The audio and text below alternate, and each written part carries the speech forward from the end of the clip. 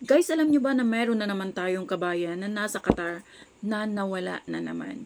Namatay dahil nga sa depression, nagpakamatay. Nakakalungkot kasi, alam mo yung may mga nangyayari talagang ganun na hindi nila kaya yung mga problemang darating sa kanila. Kaya kailangan talaga sa mga OFW, kapag once na nag-abroad kayo or nagplano kayong mag-abroad, kailangan talaga meron kayong tibay ng dibdib, lakas ng loob at kapal ng muka. Kapag meron kayong tatlo niyan, survive nyo na ang pagiging OFW. Ranas ko yan dahil isa akong OFW, matagal akong OFW at hindi siya madali. First abroad ko, napakahirap.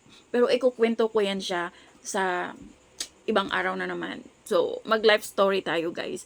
Pero but this time, pag-usapan muna natin itong si Kabayan na namatay siya. Sabi naman nung mga nakakakilala, pati naman yung kapatid niya, sinasabi naman daw din nung kabayan natin na ayaw niyang umuwi ng Pinas. Dahil nga gusto niyang uuwi na lang daw siya kay Lord. At nakakalungkot dahil yung boyfriend niya dito sa Pinas umaasa sa pag-uwi niya dahil ang dami na pala nilang plano. No, sa dami nilang plano, nakakalungkot.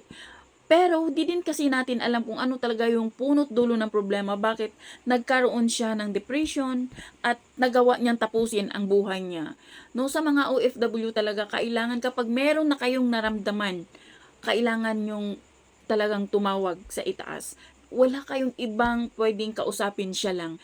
At for sure, malalampasan ninyo yan. Kasi kung sa hirap lang ng dinaranas sa pag-a-abroad, isa ako sa merong napaka hirap na naranasan ang unang abroad ko.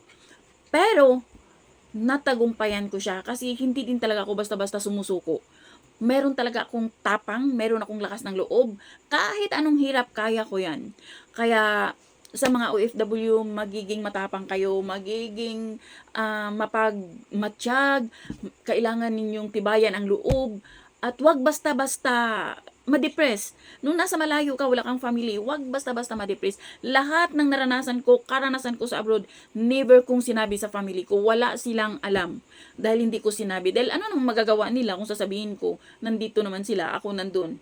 So wala din, parang kumbaga baka mag-alala pa sila, 'di ba? So mas mabuting wala. Hanggang ngayon, wala silang alam sa nangyayari sa buhay ko dahil hindi ko naman ino-open up. Dahil alam ko naman kaya ko. At nalampasan ko yun. 'Di ba? So, yun lang guys. Thank you for watching. Until then, bye. God bless everyone.